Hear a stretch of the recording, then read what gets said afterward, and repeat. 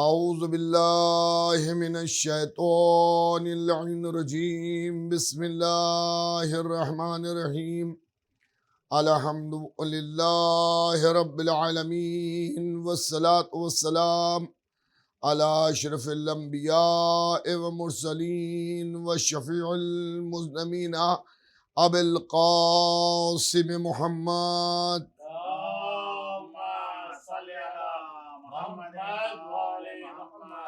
وآل بیتہ الطیبین الطاہرین المعصومین المظلومین من یومنا ھذا الی قیام یوم الدین اما بعد فقد قال اللہ سبحانہ تبارک و تعالی وقول الحق بسم اللہ الرحمن الرحیم انما يريد الله ليذهب عنكم الرجس اهل البيت ويطهركم تطهيرا صلوات اللهم صل على محمد وآل محمد۔ حضرات، اسی آیت کریمہ کے ذیل میں اس اشرے کا جو عنوان ہے اہل بیت پیغمبر اسلام۔ اہل بیت پیغمبر کون ہیں یہ پورا عالم اسلام جانتا ہے، اور میں نے آپ کی خدمت میں اپنی ابتدائی تقریروں میں اس سلسلے میں چند باتیں عرض کی۔ دوستوں اور عزیزوں، دور اول کے مسلمانوں کا احترام ہم بھی کرتے ہیں جنہی نے رسول کے ساتھ وفاداری کی اور جنہی نے رسول سے محبت کی۔ میں بار بار اس بات کو اپنے سامعین کی خدمت میں عرض کرتا ہوں کہ ہمارا محور محبت حضور ختمی مرتبت ہے۔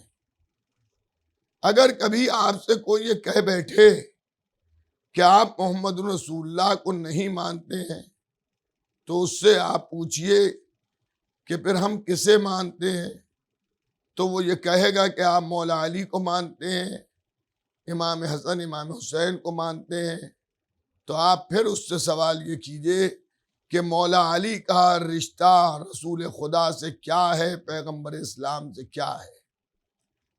بی بی زہرا کا رشتہ پیغمبر اسلام سے کیا ہے؟ امام حسن و امام حسین کا رشتہ پیغمبر اسلام سے کیا ہے؟ تو وہ یہ جواب دیتا ہوا نظر آئے گا کہ علی نبی کریم کے چچیرے بھائی ہیں، جانشین ہیں، داماد ہیں اور ان کے خلیفہ ہیں۔ بی بی زہرا رسول اسلام کی، پیغمبر اسلام کی بیٹی ہیں، امام حسن اور امام حسین علیہ السلام پیغمبر اسلام کے نواسے ہیں۔ تو آپ پھر اس سے یہ سوال کیجئے کہ جب تم نے خود رشتے بتا دیے تو ان رشتوں سے جو محبت ہے وہ رسول ہی کی وجہ سے تو ہے۔ علی رسول کے داماد، فاطمہ رسول کی بیٹی، حسن و حسین رسول کے نواسے، ہمارے ہاں نسبت ہے رسول سے۔ یہ ایام ازاں لاکھوں کی تعداد میں مجالس کا ہونا، لاکھوں کی تعداد میں مختلف مقامات کے اوپر لوگوں کا جمع ہونا ایک ہی آواز دیتا ہے نا، نواسے رسول کا ماتم، نواسے رسول کی مجلس، نواسے رسول کا سوگ، نواسے رسول کا غم۔ تو مرکز محبت حضور ختمی مرتبت ہیں۔ اگر ہم نے حضور ختمی مرتبت کو نہ مانا ہوتا تو ہم نہ مولا علی کو مانتے، نہ بی بی زہرا کو مانتے، نہ امام حسن کو مانتے، نہ امام حسین کو مانتے۔ امام حسن و حسین کا ماننا، ہمارا بی بی زہرا کا احترام کرنا، ہمارا امیر کائنات مولا متقیان حضرت علی علیہ السلام کو ماننا، یہ ثبوت ہے اس بات کا کہ ہم نے نبی کریم کو مانا ہے۔ جب نبی کریم کو مانا ہے تبھی تو نبی کریم کے گھر والوں کو مانا ہے۔ ایک صلوات بھیجیے گا محمد و آل محمد پر۔ اللہم صلی علی محمد و آل محمد۔ عزیزان گرامی، ہمارے اوپر، ہم سے مراد ہم خالی نہیں، ہماری پوری قوم، اس پر چند الزامات لگائے جاتے ہیں کہ جس کی کوئی بنیاد نہیں ہے، کہ صاحب یہ قرآن کو نہیں مانتے، ان کے کیا 40 پارے کا قرآن ہے، یہ جو ہیں رسول خدا کو نہیں مانتے، یہ اہل بیت کو بڑھا دیتے ہیں فضیلت میں، یہ حضرت علی کو خدا مانتے ہیں۔ استغفر اللہ ربی واتوب الیہ۔ آپ ہماری مذہبی کتابوں کو پڑھیے، ہمارے علماء سے ملیے۔ ہمارے ہاں نہ 40 پارے کا قرآن ہے، نہ ہمارے ہاں اہل بیت کی فضیلت کو بڑھایا گیا ہے، نہ ہمارے ہاں مولا علی کو خدا سمجھا جاتا ہے۔ ہم مولا علی کو بھی بندہ سمجھتے ہیں، مخلوق سمجھتے ہیں، مگر نورانی مخلوق سمجھتے ہیں، اپنی جیسی مخلوق ہم مولا علی کو نہیں سمجھتے۔ اللہ کی مخلوقات میں آل محمد سب سے بلند مخلوق ہے، ہم اسی کو خالق سمجھتے ہیں جو محمد و آل محمد کا خالق ہے۔ ہمارا کلمہ بھی وہی ہے جو عام مسلمانوں کا ہے، توحید کے بارے میں لا الہ الا اللہ، نبوت کے بارے میں محمد رسول اللہ۔ اب ہمارے ہاں محمد رسول اللہ کے بعد ولایت امیر المومنین کا اعلان ہوتا ہے، علی ولی اللہ۔ یہی ہماری شیعت کی پہچان ہے کہ ہمارے کلمے میں محمد رسول اللہ پر ٹھہر نہیں جایا جاتا۔ ہمارے کیا حضرت علی علیہ السلام کی ولایت کا اقرار بھی کیا جاتا ہے، اشہد ان لا الہ الا اللہ، اشہد ان محمد رسول اللہ، اشہد ان امیر المومنین علی ولی اللہ۔ یہ ہماری پہچان ہے، اور یہ ہماری پہچان اس لیے ہے کہ ہم نے محمد رسول اللہ ہی سے علی ولی اللہ کو سیکھا ہے، اور علی ولی اللہ کو ہم نے محمد رسول اللہ ہی کے کہنے سے مانا ہے۔ میں محبان اہل بیت کی خدمت میں عرض کروں کہ اگر کوئی کبھی آپ سے یہ پوچھ بیٹھے کہ آپ کی اذانوں میں علی ولی اللہ آیا کہاں سے، تو آپ بغیر گھبرائے کہیے کہ حضور ختمی مرتبت جب حج بیت اللہ سے آخری حج بیت اللہ سے واپس آ رہے تھے تو میدان غدیر میں قبل الظہر جب ولایت امیر المومنین کا اعلان نبی نے کیا ہے تو اس وقت جب سلمان نے اذان دی ہے ظہر کی تو اس میں محمد رسول اللہ کے بعد علی ولی اللہ کی گواہی دی، اور جب عصر کی اذان حضرت ابو ذر نے دی ہے تو ابو ذر نے بھی محمد رسول اللہ کے بعد علی ولی اللہ کی گواہی دی۔ اس وقت بھی بعض صحابہ نے جو وہاں پر بیٹھے ہوئے تھے انہیں نبی کریم سے پوچھا، جب سلمان اذان دے چکے، کہ اللہ کے نبی یہ سلمان نے آج آپ کی رسالت کی گواہی کے بعد علی کی ولایت کی گواہی دی، تو نبی کریم نے ارشاد فرمایا کہ تم نے مجھ سے نہیں سنا کہ اللہ نے سلمان کو ایمان کے 10 درجوں پہ فائز کیا ہے۔ مطلب یہ تھا کہ انسانوں میں سب سے زیادہ ایمان کے جو درجے ہیں وہ 10 درجے، اور آخری درجے پر حضرت سلمان محمدی ہیں۔ تو جو ایمان میں کامل ہے وہ جو کہہ رہا ہے وہ صحیح ہے۔ پھر جب حضرت ابو ذر نے مولا کی ولایت کی گواہی دی اذان میں، تو لوگوں نے حضرت ابو ذر کے متعلق نبی کریم سے پوچھا کہ اللہ کے نبی، ابو ذر نے بھی آپ کی رسالت کی گواہی کے بعد علی کی ولایت کی گواہی دی۔ تو نبی کریم نے پھر ارشاد فرمایا، کیا تم نے نہیں سنا ہے کہ میں نے ابو ذر کے متعلق یہ بیان کیا ہے کہ زمین نے ابو ذر سے زیادہ سچے اور آسمان نے ابو ذر سے زیادہ سچے انسان پر، زمین و آسمان نے ابو ذر سے زیادہ سچے کے اوپر زمین نے اپنے اوپر اٹھایا نہیں ہے اور آسمان نے اس پر سایہ نہیں کیا ہے۔ یعنی سچوں کی فہرست میں سب سے آگے نام ہے ابو ذر غفاری کا،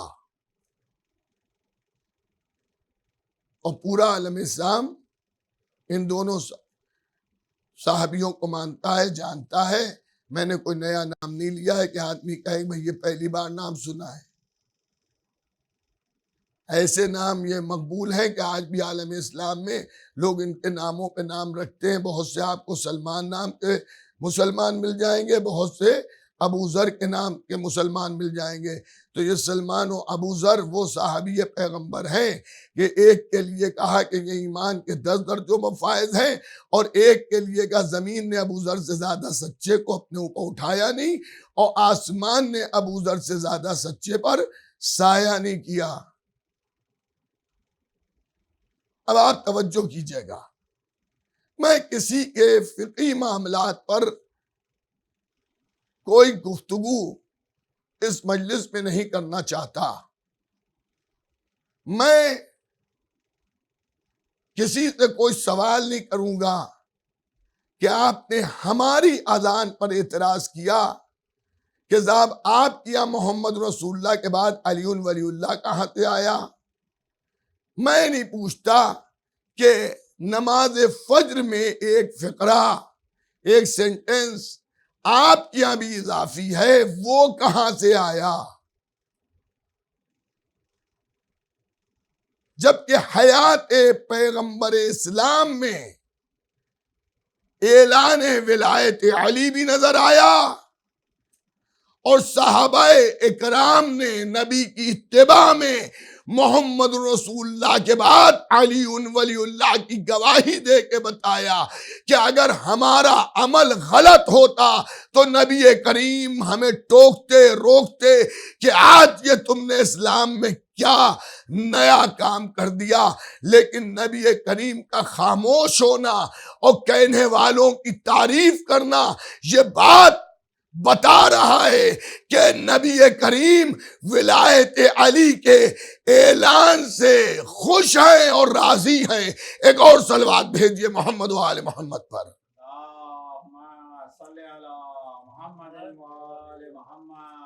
تو عزیزان گرامی، برادران ایمانی، محبان اہل بیت پیغمبر، عزاداران امام مظلوم کربلا،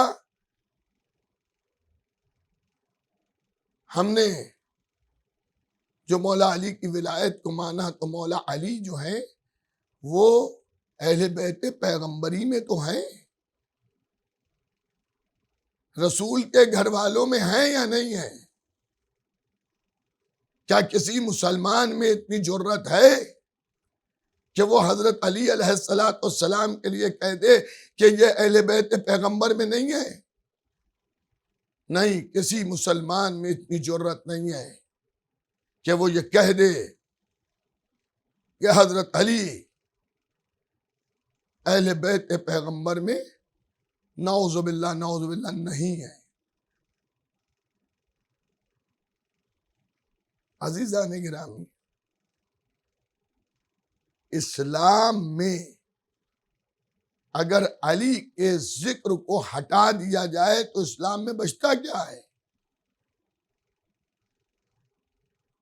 آپ 23 سالہ نبی کریم کی زندگی کو دیکھیے، اس 23 سالہ تبلیغی زندگی جو نبی کی ہے، یوں تو نبی کی زندگی 63 سال کی تھی، 40 سال خاموش زندگی، اور 23 سالہ نبی کریم کی تبلیغی زندگی۔ تبلیغی زندگی کا آغاز دعوت ذوالِ شیرہ سے ہوا۔ دعوت ذوالِ شیرہ میں لوگوں کو بلانے جانے والا کون؟ مولا علی۔ 40 آدمیوں کے لیے کھانا پکانے والا کون؟ مولا علی۔ نبی کی رسالت کی گواہی دینے والا کون؟ مولا علی۔ جب کفار مکہ کو نبی کا قولوا لا الہ الا اللہ تفلحوا کھلا تو نبی پر پتھر مارے، نبی کے پیچھے تالیاں بجائیں، نبی کے اوپر ہذیان کی تہمت لگائی۔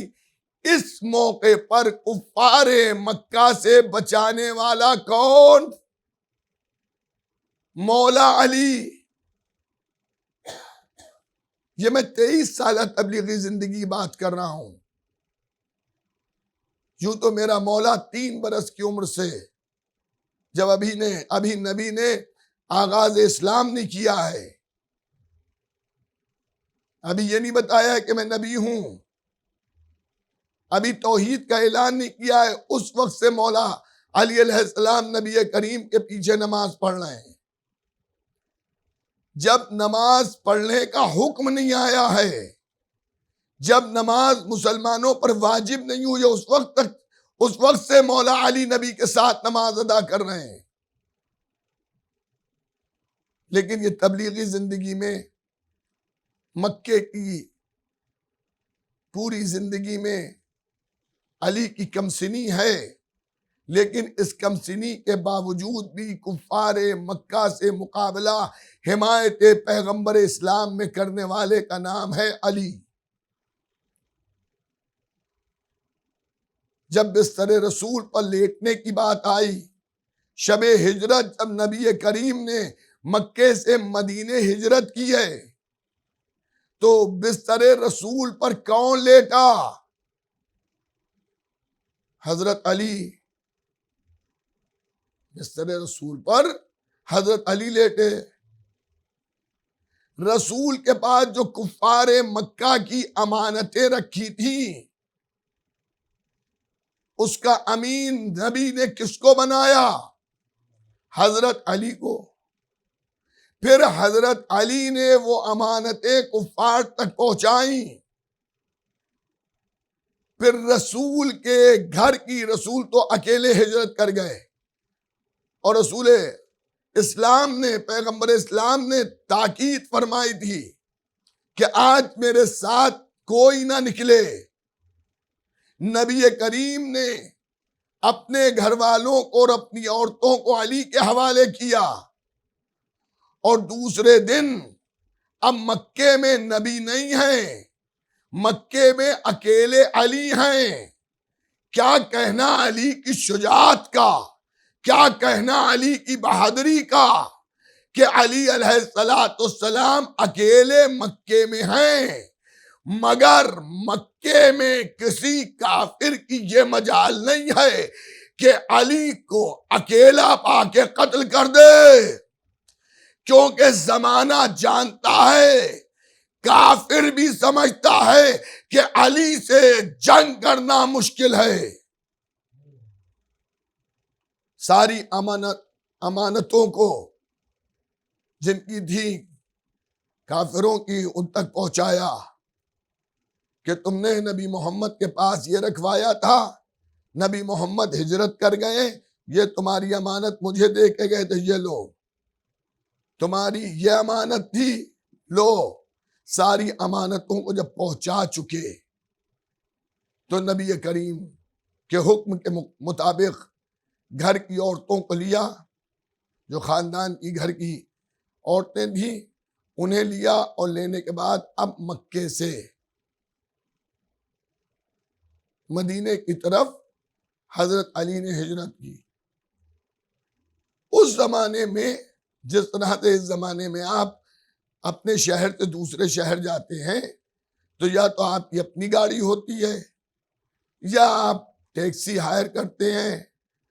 اسی طرح سے عرب کا کلچر بھی یہ تھا کہ جب کسی کو کوئی سفر درپیش آتا تھا تو کچھ لوگوں کا یہ بزنس ہوا کرتا تھا کہ ان کے اونٹ ہوتے تھے، ان کو طے کیا جاتا تھا، ان کو اجرت دی جاتی تھی، وہ اونٹوں کو لاتے تھے، اونٹوں پر سامان لادا جاتا تھا۔ تو مولا علی نے مناسب یہ جانا کہ بجائے اپنے اونٹوں پر سامان لادنے کے ہم اونٹوں کو ہائر کریں، کرائے کے اونٹ لائے گئے۔ ایسے افراد تھے کہ جو اس طرح کا کام کرتے تھے، ان میں سے کسی کو انہوں نے طلب کیا اور اس سے کہا کہ مجھے مدینے جانا ہے اور اتنے اونٹوں کی ضرورت ہے۔ کئی اونٹ لائے گئے اور اس کے اوپر جو بھی گھر کا سامان تھا اسے انبار کیا گیا، اور جو خواتین تھیں، بچے تھے اور جو گھر والے تھے ان کو لیا اور لے کے حضرت چلے۔ جو اونٹ ہکانے والا تھا وہ اونٹوں کو بہت تیزی سے ہکا رہا تھا۔ مولا علی نے ارشاد فرمایا دیکھو اونٹوں کو تیزی سے نہ ہکاؤ، اس لیے کہ اس کے اوپر عورتیں سوار ہیں۔ اس نے کہا یا علی میں اس لیے تیز اونٹوں کو ہکا رہا ہوں کہ کہیں آپ کے دشمن تعاقب کر کے آ نہ جائیں اور آپ کو جانے سے روک نہ دیں۔ تو مولا علی نے ارشاد فرمایا اس کی پرواہ تم نہ کرو، اگر کوئی آتا ہے تو میں اس سے نپٹنے کے لیے کافی ہوں۔ تو عزیزان گرامی جیسا اس نے کہا تھا ویسے ہی ہوا کہ کافروں کا ایک گروہ تعاقب کرتا ہوا چلا، اور گرد کارواں جب اس اونٹ ہکانے والے نے دیکھی تو اس نے حضرت علی علیہ السلام سے عرض کیا کہ ایسا ہے دیکھے جس کا مجھے خطرہ تھا وہ ہو گیا، کچھ لوگ آ رہے ہیں آپ کے قافلے کی طرف۔ حضرت نے کہا تم نہ گھبراؤ۔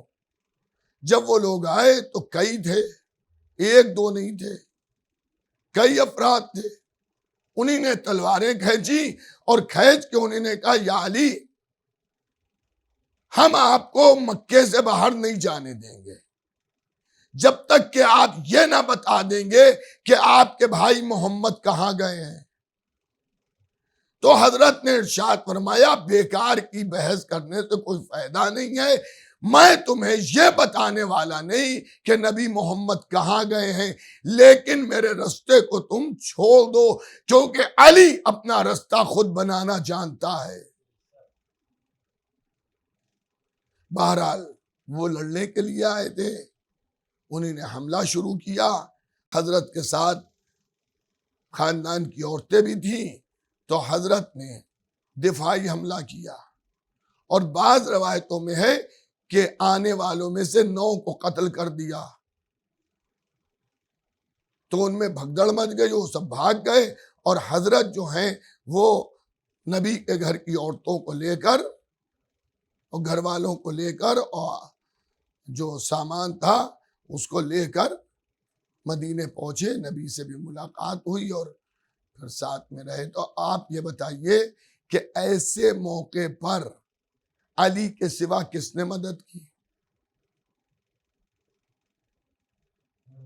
مدینے کی پوری زندگی میں اگر میں ایک ایک واقعے کو تھوڑی تھوڑی سی تفصیل کے ساتھ بیان کروں تو دامن وقت میں گنجائش نہیں رہے گی اور وقت بہت زیادہ لگ جائے گا، لیکن صرف میں اشارتاً آپ کی خدمت میں عرض کیے دیتا ہوں کہ حضرت علی علیہ السلام شب ہجرت بستر رسول پر سوئے بھی، نبی کی امانتوں کو دوسروں تک جن کی امانتیں تھیں نبی کے پاس رکھی تھی اسے پہنچایا بھی، پھر مکے سے لے کر مدینے تک کا سفر نبی کے گھر کی خواتین اور بچے اور افراد کو لے کے میرے مولا مدینے تک پہنچے۔ عزیزان گرامی پہ مدینے جب پہنچ گئے اور مدینے میں اسلام پھیلنے لگا اور مدینے کے لوگوں نے حضور ختمی مرتبت کا ویلکم کیا، اور یہاں کی زمین اعلان توحید کے لیے ہموار تھی، اور لوگ جو ہیں وہ نبی کریم کے آنے سے بہت خوش ہوئے۔ کوئی اپنا مکان دینے پر تیار ہے، کوئی اپنی سواری دینے پر تیار ہے۔ بہرحال یہاں کا ماحول بڑا خوشگوار نظر آیا تو مکے کے کافروں کو یہ کھلا اور انہوں نے کہا کہ جب تک کہ یہاں تھے تو ہماری نگرانی میں تھے محمد، اب مدینے چلے گئے تو وہاں تو یہ اپنے حمایتیوں کی تعداد بڑھا رہے ہیں اور قولوا لا الہ الا اللہ کے پرچم کو بلند کر رہے ہیں اور ہمارے خداؤں کی نفی کر رہے ہیں، انکار کر رہے ہیں۔ تو یزید کا جو ددیالی اور ننیالی خاندان تھا اس کو سب سے زیادہ پریشانی تھی محمد رسول اللہ سے۔ تو یزید کے دادا نے اور کافروں کو بھی اکسایا اور اکسا کے اس نے اس بات پر آمادہ کیا کہ ہم مدینے پر چڑھائی کریں اور مدینے پر حملہ کریں اور محمد رسول اللہ کو مدینے میں قتل کر دیں۔ تو یہ سب آئے اور انہی نے جنگ بدر لڑی، لیکن جنگ بدر میں بھی یہ منہ کی کھا کے گئے کیونکہ وہاں بھی علی نبی کی سپر بنے رہے اور اسلام کے پرچم کو اونچا کیے رہے اور کافر، مکے کے کافر ان پر غالب نہیں آ سکے۔ جب یہ پٹ پٹا کے گئے تو ان کو بھی اتنی امید نہیں تھی کہ اتنے مضبوط ہیں یہ لوگ، تو یہ بھی دوبارہ پھر آئے لڑ لیں اور اب جنگ احد ہوئی۔ جنگ احد بھی آپ جانتے ہیں کہ یہ وہ جنگ ہے جو بڑی گھمسان کی ہوئی اور ایسی یہ جنگ ہوئی کہ اسی جنگ میں مولا علی کی تلوار ٹوٹی اور مولا علی جب نبی کی خدمت میں گئے اور جا کے نبی کریم سے کہا کہ اللہ کے رسول تلوار ٹوٹ گئی ہے، تو نبی کریم دو دو تلواریں لگائے کھڑے تھے مگر اپنی تلوار نبی کریم نے نہیں دی۔ کہا ٹھہرو علی، وہاں دشمن ٹوٹے پڑ رہے ہیں، یہاں ہاتھ میں اسلحہ نہیں ہے۔ توجہ کیجئے گا کہ اتنی دیر میں آسمان اور زمین کے درمیان ایک آواز آئی اور وہ آواز یہ تھی، لا فتح الا علی، لا سیف الا ذوالفقار۔ علی کا جیسا کوئی جوان نہیں اور ذوالفقار کی جیسی کوئی تلوار نہیں، اور لا کے جبرائیل نے نبی کو دی، نبی نے جبرائیل سے لے کے علی کو دی۔ اب ذرا سنیے گا، جبرائیل کی لائی ہوئی، نبی کی پائی ہوئی، علی کی چلائی ہوئی، ذوالفقار اب جو چلی تو عالم یہ تھا کہ کافر بھاگ رہے ہیں اور ہر بھاگتا ہوا کافر جب مڑ کے دیکھتا ہے تو اسے محسوس یہ ہوتا ہے کہ اس کے سر پر علی ہے۔ تو جنگ بدر بھی، جنگ احد بھی مولا علی سے نے فتح کی۔ ان دونوں جنگوں سے اگر علی کو ہٹا دیا جائے تو اسلام کی شکست نظر آئے گی، اسلام کی کامیابی نظر نہیں آئے گی۔ پھر مدنی زندگی میں کافر یکجٹ ہوئے، جنگ احزاب قرآن میں ڈھونڈیے، پورا سورہ آپ کو نظر آ جائے گا۔ یہ جنگ احزاب جو ہے، جنگ خندق جسے کہتے ہیں، اس میں کافر خالی مکے کے نہیں شریک ہوئے، دور دراز کے بھی کافروں کو جمع کیا گیا اور بڑے بڑے پہلوانوں کو، کیونکہ دو جنگوں میں یہ شکست کھا چکے تھے، تو بڑے بڑے پہلوانوں کو جمع کیا گیا اور اس میں عمر ابن عبد ود جیسا پہلوان جو اتنا طاقتور ہے، اتنا قوی ہے کہ خود مسلمانوں میں سے ایک شخص یہ گواہی دے رہا ہے کہ اتنا طاقتور ہے کہ اس نے ایک موقع پر اونٹ کے بچے کو اپنے ہاتھوں پر اٹھا کر حملہ کر دیا دشمنوں پر۔ دیکھیں نبی نے یوں ہی نہیں کہا تھا، نبی نے کیا ارشاد فرمایا تھا، کون ہے جو کلے کفر کے مقابل جائے، یعنی تمام کافروں کو، مکے کے باہر بھی جو کافر تھے ان کو بھی جمع کر کے ابو سفیان نے، خاندان یزید نے اسے سب کو جمع کیا کہ دیکھو خالی ہمیں خطرہ نہیں ہے، محمد سے تم سب کو بھی خطرہ ہے، تو چلو۔ اچھا جب ایسا لشکر کافر لے کے آئے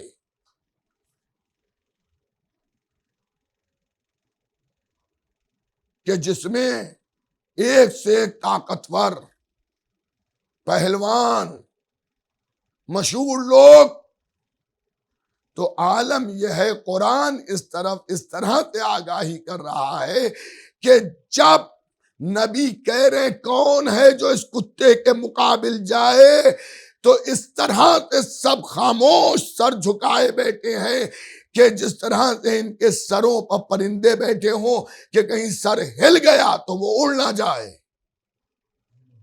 ان جنگوں میں عالم یہ ہے، عالم اسلام کا، کہ ان کے محسوس یہ ہوتا ہے کہ ان کے دل ان کے حلق میں آ کے پھنس گئے ہوں۔ اب ایسے موقع پر کون کھڑا ہوا؟ حضرت علی کھڑے ہوئے، مولا علی کھڑے ہوئے۔ مولا علی نے عمرو ابن عبد ود سے مقابلہ کیا، مجھے پوری جنگ خندق نہیں عرض کرنا ہے، وہاں بھی اسلام کا پرچم بلند ہوا، کفر کا پرچم سرنگو ہوا۔ اب یہ کام کیا گیا کہ ہم کافر خالی محمد رسول اللہ سے نہیں لڑ سکتے، اب دوسرے مذہب کے لوگوں کو بھی جمع کرو۔ تو یہودی اس دور میں بھی بڑی طاقتور تھے اور بڑے دولت مند تھے اور مالدار تھے، تو بعض کافروں نے یہودیوں کو اونچا کیا، اور اس میں بھی یزید کے ددیالی اور ننیالی رشتہ دار خیبر کے یہودیوں سے ملے اور ان سے یہ کہا کہ دیکھو اسلام پنپتا جا رہا ہے، بڑھتا جا رہا ہے، اور اس سے تمہیں بھی نقصان پہنچے گا، اور ان کو بھی اتنا اونچا کر دیا کہ وہ بھی لڑنے کے لیے تیار ہو گئے، اور یہ جنگ 40 دن چلی۔ یہ مصلحت پروردگار تھی کہ مولا علی اس جنگ میں بیمار، یہ مصلحت پروردگار ہے، ورنہ جنگ پہلے ہی دن فتح ہو جاتی۔ لوگ یہ کہتے کہ صاحب پہلے دن علی چلے گئے، جنگ فتح ہو گئی، ہمیں لڑنے کا موقع ہی نہیں دیا۔ ہمیں اگر لڑنے کا موقع دیا ہوتا تو ہم بھی اپنے تلوار کے جوہر دکھاتے۔ تو قدرت نے مولا علی علیل ہو گئے، اور مولا علی جو ہیں یا مدینے میں قیام ہے مولا علی کا جو روایتیں ہیں، یا لشکر میں سب سے پیچھے مولا کا خیمہ لگا ہے، وہاں آرام فرما رہے ہیں، مورچے پہ نہیں ہیں۔ علی کا وہاں نہ ہونا سبھی کو موقع دلا رہا ہے، سبھی جا رہے ہیں۔ اتنی بڑی کوئی جنگ نہیں چلی، 39 دن، ایک کم 40 دن تک لشکر اسلام کے سورما گئے، لشکر بھی گیا، لیکن جب واپس آیا تو آپس میں جھگڑا اس بات پر ہے کہ لشکر کہہ رہا ہے کہ سردار بھاگا، اور سردار کہہ رہا ہے کہ لشکر بھاگا۔ بہرحال اب دونوں میں کسی کے بارے میں کیا کہوں، سردار سچا ہے یا لشکر سچا ہے، بہرحال دونوں آ گئے واپس، اور خیبر ٹس سے مس نہیں ہوا۔ اب یہ نبی کریم کے لیے بڑی مشکل کی بات ہے کہ نبی نے کہا 40 دن میں خیبر فتح ہو جائے گا۔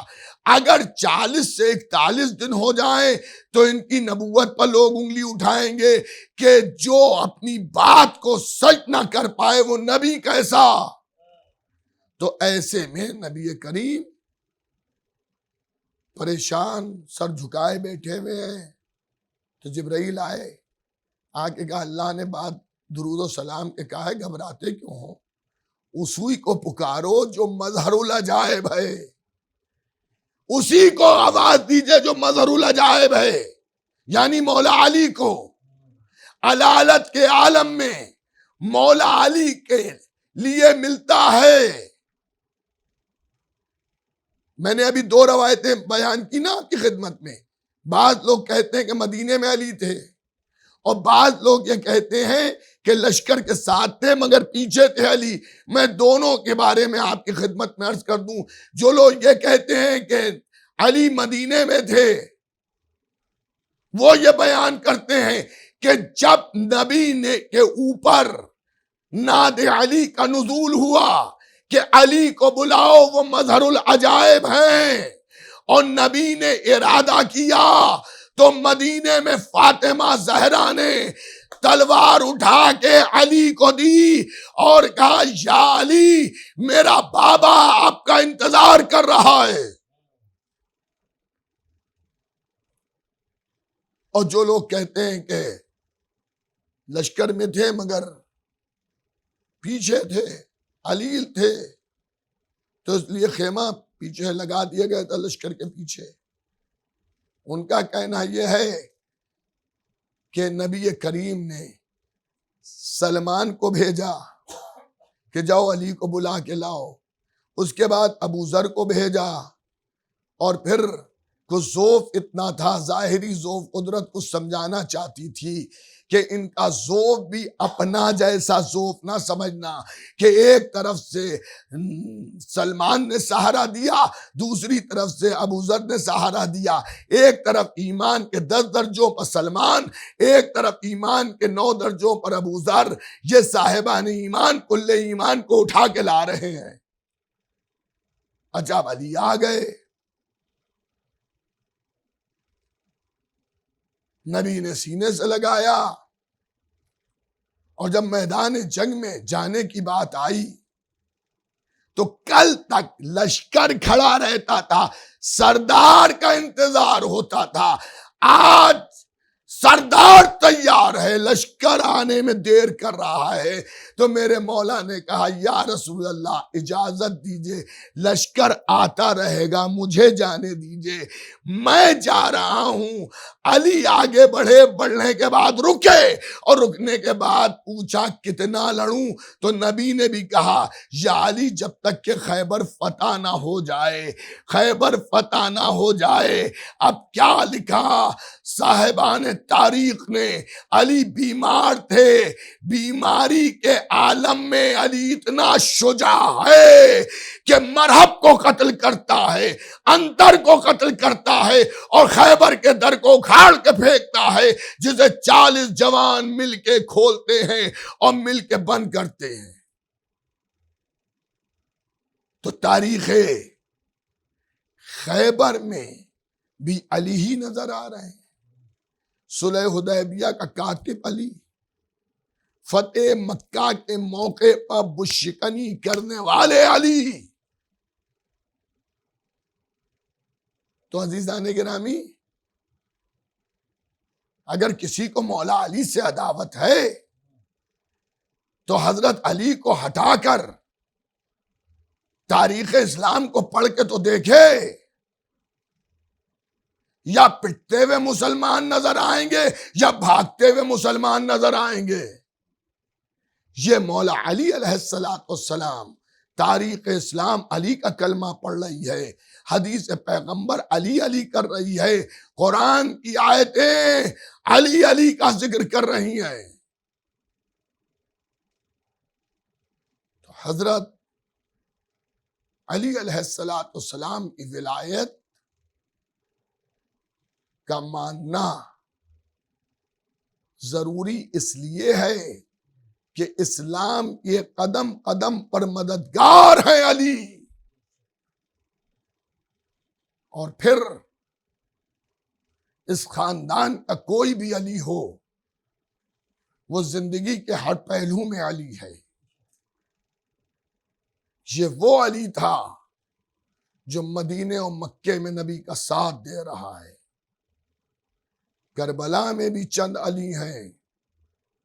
حسین نے اپنے تینوں بیٹوں کا نام علی رکھا۔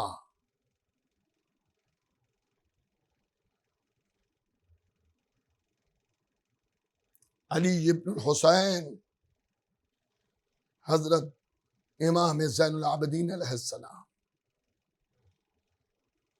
حضرت علی اکبر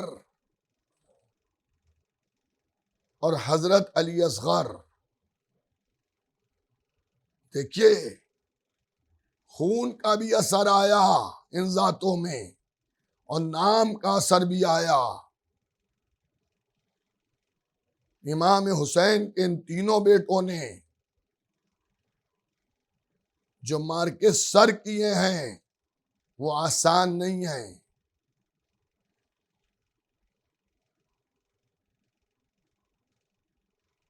شہزادے علی اکبر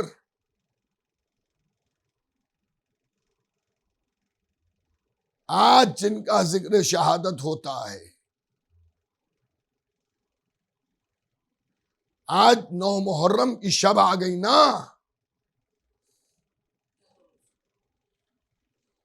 آج مولا علی اکبر کے مصائب ہوتے ہیں۔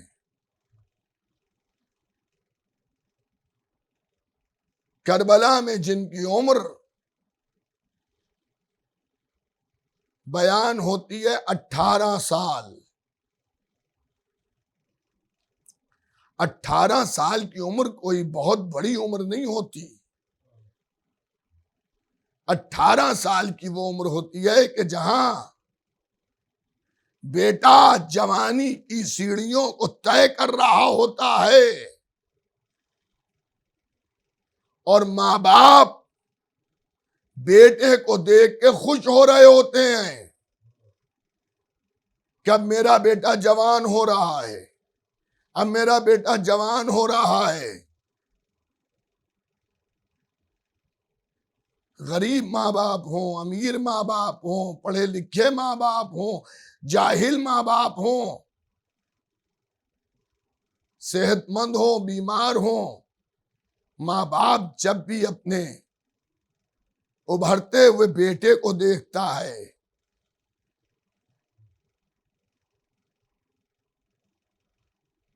تو خصوصاً باپ کو یہ تقویت ملتی ہے کہ میں بڑھاپے کی طرف جا رہا ہوں، میرا بیٹا جوانی کی طرف جا رہا ہے، اب یہ میرے بڑھاپے کا سہارا بنے گا۔ اور مائیں عمومی طور پر جب بیٹے جوان ہونے لگتے ہیں تو ان کے ذہن میں ایک ہی خیال آتا ہے کہ اب میرے بیٹے کی شادی کے دن قریب آ رہے ہیں، تو مائیں اکثر لڑکیاں ڈھونڈتی ہیں کہ کسے ہم اپنی بہو بنا کے لائیں۔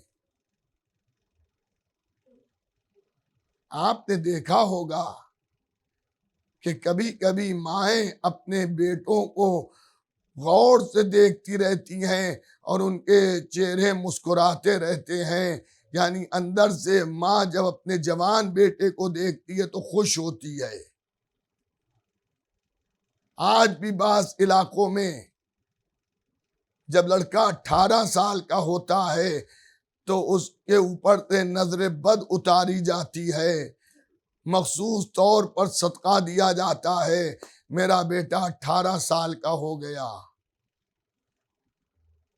صورت اور شکل کا بیٹا جیسا بھی ہو، ماں کو اپنا بیٹا چاند ہی ایسا لگتا ہے، اور اگر بیٹا خوبصورت ہے اور لوگ اس کی تعریف کر رہے ہیں تو بھی ماں شکر الہی کرتی ہے اور خوش ہوتی ہے، اس کا چلو خون بڑھتا ہے جب کوئی اس کے بیٹے کی تعریف کرتا ہے۔ عزاداروں، آج ام لیلہ کے اس بیٹے کا ذکر ہے، آج ام لیلہ کے اس لال کا ذکر ہے جو حسن و جمال میں حضور ختمی مرتبت کا جیسا تھا۔ زمانہ جس کی زیارت کرنے کے لیے جمع ہوتا تھا، آتا تھا اور کہتا تھا یبنا رسول اللہ، اللہ نے آپ کو بیٹا دیا ہے۔ سنتے ہیں کہ وہ نبی محمد جیسا ہے، لوگ زیارت کر رہے ہیں، خوش ہو رہے ہیں، دعائیں دے رہے ہیں۔ جب ماں ام لیلہ کو اس سب کی خبریں ملتی ہیں تو ماں بھی خوش ہوتی ہے، پروردگار تیرا شکر ہے کہ تو نے مجھے ایسا بیٹا دیا، تو نے مجھے ایسا خوبصورت بیٹا دیا جو نبی کا جیسا ہے۔ اور علی اکبر نے بھی عزیزان گرامی صورت کا بنا لینا یہ ہمارے اور آپ کے اختیار میں نہیں ہے، یہ اللہ کے اختیار میں کسی کس شکل و صورت کا بنا کے بھیج دے، مگر سیرت کا بنانا انسان کے اختیار میں ہے کہ وہ اپنی سیرت کو کسی کی سیرت سے ملا دے۔ اگر اللہ نے علی اکبر کو نبی کی صورت دی تھی تو سلام ہو شہزادے علی اکبر پر کہ شہزادے علی اکبر نے اپنی سیرت کو نبی کی سیرت سے ملا دیا۔ انسان کی جوانی کبھی کبھی اسے گمراہی کی طرف لے جاتی ہے، لیکن عزاداروں، شہزادے علی اکبر کا عالم یہ ہے۔ کربلا کے شہیدوں میں بنی ہاشم میں ایسے شہید ہیں کہ جن کی سوان حیات کو اگر آپ تلاش کیجئے اور ڈھونڈیے تو اس کے اندر آپ کو ترک اولا بھی نہیں ملے گا۔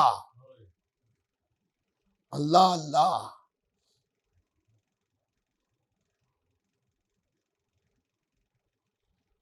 اللہ کو انسان کی جوانی کی عبادتیں زیادہ پسند ہیں۔ جب وہ جوان ہو تو اللہ کو وہ عبادتیں انسان کی زیادہ پسند ہیں جو اس نے اپنی جوانی میں انجام دی ہیں۔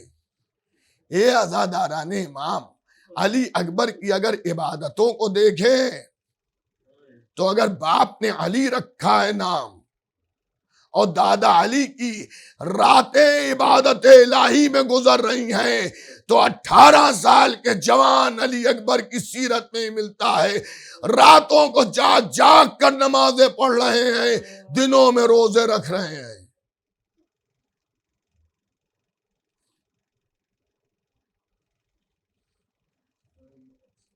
تلاوت قرآن جب کرتے ہیں تو چلتے ہوئے مسلمان بھی رک جاتے ہیں کہ اس لحن سے اتنی خوبصورتی کے ساتھ ہم نے تو تلاوت قرآن کبھی سنی نہیں تھی، یہ کون تلاوت قرآن کر رہا ہے؟ تو جواب ملتا ہے کہ حسین کا فرزند علی اکبر۔ عزاداروں، یہی شہزادہ جب کربلا میں گیا تو مولا علی اکبر نے بھی کئی بار اپنے بابا سے جو گفتگو کی ہے مسئلہ شہادت پر، پوری کتابیں ہیں کہ جس میں ان خوابوں کو مرتب کیا گیا ہے جو اس سفر کربلا میں امام حسین نے دیکھے، اور اپنے بیٹے علی اکبر کو بلایا اور بلانے کے بعد کہا میرے لال، آج میں نے ایسا خواب دیکھا ہے جس خواب کا مطلب یہ تھا کہ یہ حسین قتل کر دیے جائیں گے۔ ایک مرتبہ مولا حسین فرماتے ہیں اے بیٹا علی اکبر، میں نے خواب دیکھا کہ کوئی کہنے والا کہہ رہا ہے یہ قافلہ جتنی تیزی سے آگے بڑھ رہا ہے اتنی تیزی سے اس قافلے کے پیچھے موت بڑھ رہی ہے۔ تو شہزادے علی اکبر نے کہا بابا ہم حق پر ہیں نا، حسین ابن علی نے فرمایا ہاں بیٹا ہم حق پر ہیں. تو کہا بابا پھر موت کا کیا ڈر؟ موت ہم پر آن پڑے یا ہم موت پر جا پڑے، ہمیں تو حق پر مرنا شہد سے زیادہ شیریں محسوس ہوتا ہے. ایسے ہی جملے حضرت قاسم ابن حسن بھی کہہ چکے ہیں. معلوم ہوا علی کے پوتوں میں بھی وہی اثر ہے کہ جو اثر علی میں تھا کہ موت ہم پر گر پڑے یا ہم موت پر جا پڑے، نقصان موت ہی کا ہے. عزیزان گرامی، شب عاشور بیویاں جانتی ہیں کہ کل کا دن وہ ہے کہ جب ہمارے لال اپنے خون میں نہائے ہوں گے، ہمارے بچے قتل کر دیے جائیں گے. ایسی رات کو اب بیویاں اپنے بچوں کو خیموں میں لیے ہوئے ان کے چہروں کی زیارت کر رہی ہیں اور تصور میں یہ سوچ رہی ہیں آج میرا بیٹا میرے سامنے ہے، کل مقتل میں گلا کٹائے سو رہا ہوگا. ام لیلا بھی ایک خیمے میں علی اکبر کو بٹھالے ہوئے بالوں میں کنگھی کر رہی ہیں، پیشانی کو چوم رہی ہیں. میرے لال، میں نے تو یہ سوچا تھا اس پیشانی پر سیرا بندھے گا. اے میرے لال. بہن صغرا مدینے میں انتظار کر رہی ہے. علی اکبر آج تمہاری زندگی کی آخری رات ہے. اللہ اکبر. خدا کسی ماں پر یہ وقت نہ ڈالے جو کربلا والوں کی ماں نے وقت دیکھا کہ یقین ہے کہ کل قتل کر دیے جائیں گے. حسین محضر شہادت میں نام سنا چکے ہیں، بتا چکے ہیں کہ کل مقتل میں کون کون جائے گا، کون کون قتل ہوگا. لیجئے صبح عاشور نماز فجر کا وقت آیا، علی اکبر نے اذان کہی، اللہ اکبر. حسین مصلی پر تڑپ گئے. کسی نے کہا مولا یہ رونے کا مقام تو نہیں ہے، رو کیوں رہے ہیں؟ کیا اس وقت میرا اکبر اذان دے رہا ہے. ایک وقت وہ بھی آئے گا کہ جب میں اس کے سینے سے نیزے کی انی کھینچ رہا ہوں گا. ہاں زادارو روتے رہو، حسین کو پرسا دو. جزاک اللہ. اللہ آپ کی آوازوں پر نزول رحمت کرے. بازار شہادت گرم ہوا، یزیدی حملے شروع ہوئے. حسین کے جانثار اپنے گلے کٹاتے رہے. ہاں ایک وقت وہ آیا کہ اب علی اکبر کہہ رہے ہیں بابا مجھے مرنے کی اجازت دیجئے.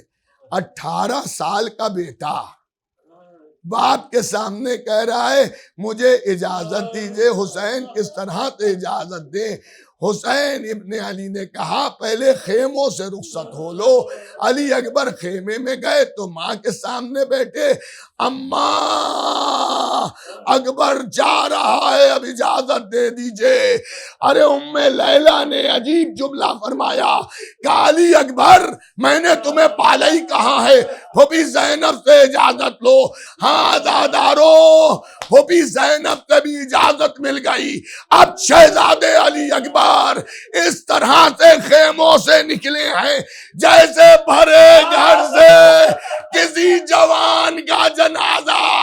بہنیں رو رہی ہیں والی اکبرا والی اکبرا.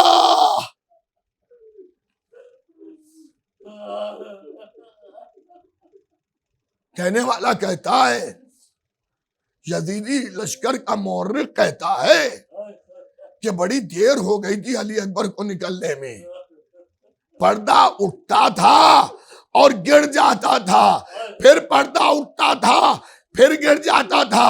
جب علی اکبر خیمے سے باہر نکلنا چاہتے تھے، ارے بہنیں گلے میں باہیں ڈال دیتی تھی، اے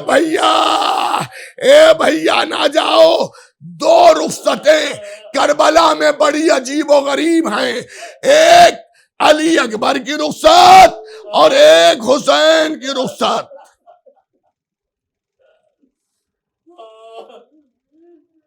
جزاک اللہ۔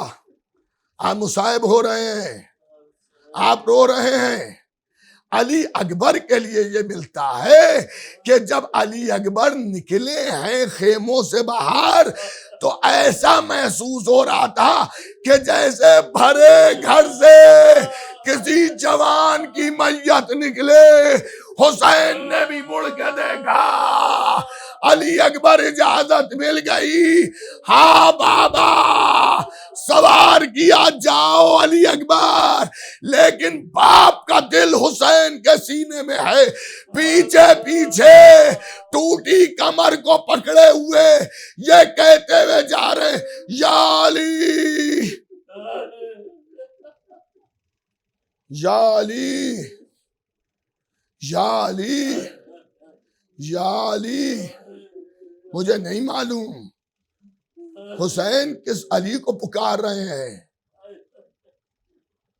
نجف کے علی کو پکار رہے ہیں یا کربلا کے علی کو پکار رہے ہیں، مگر حسین کی آواز کا اثر یہ تھا کہ علی اکبر نے گھوڑے کو روکا اور روکنے کے بعد مڑ کے دیکھا بابا پیچھے پیچھے آ رہے ہیں۔ جب علی اکبر مڑے تو حسین نے کہا بیٹا گھوڑے کو تیز نہ بھگاؤ، ذرا آہستہ آہستہ چلو میرے لال،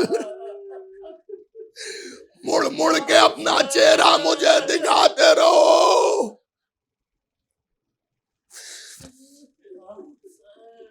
بس عزاداروں ختم ہو رہی ہے مجلس، حسین کو اس کے لال کا پرزہ دے لیجئے۔ اے علی اکبر ذرا مڑ مڑ کے دیکھتے رہنا، گھوڑا آہستہ چلاؤ۔ تو ایک مرتبہ علی اکبر نے کہا بابا جب اجازت دے دی تو پیچھے پیچھے آنے کی ضرورت کیا ہے؟ حسین نے عجیب نفسیاتی جملہ کہا، اے اکبر ارے کاش کو تم بھی صاحب اولاد ہوتے تو تمہیں معلوم ہوتا کہ باپ کے دل میں بیٹے کی کتنی محبت ہوتی ہے۔ لیجے اکبر مقتل میں چلا گیا، ارے وہ وقت بھی آیا کہ آواز دی بابا آ جاؤ، ارے حسین علی اکبر کے قریب گئے، ارے وہ کام حسین نے کیا جو کام کسی نے نہ کیا، ارے اسلام پر اپنے بیٹے کو حسین نے قربان کر دیا۔ جب بیٹے نے کہانی پھنسی ہے حسین نے کلیجے سے نیزہ کھینچا، ارے جوان کی میت اٹھانا چاہی مگر اٹھا نہ سکے، زمین پر رکھ دی۔ اے بنی ہاشم کے بچوں آ جاؤ، جوان کا لاشا ہے، ہائے حسین۔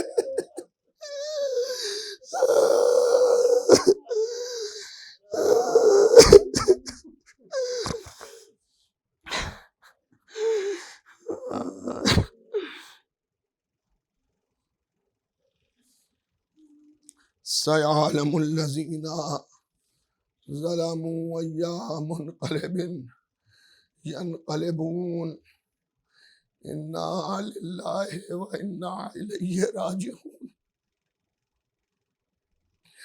پروردگارہ تجھے مولا حسین کے 18 سال کے جوان علی اکبر کا واسطہ کہ محبان امام حسین کے جوانوں کو صحت و سلامتی تندرستی طول عمر عنایت فرما۔ پروردگارہ ہم سب کی سزا کو قبول فرما۔ جو کمیاں جو کوتاہیاں ہم سے ہو گئی اسے معاف فرما، قبر امام حسین کی زیارت سے مشرف فرما۔ پروردگارا ہم سب کے زمانے کے امام کے ظہور میں تعجیل فرما۔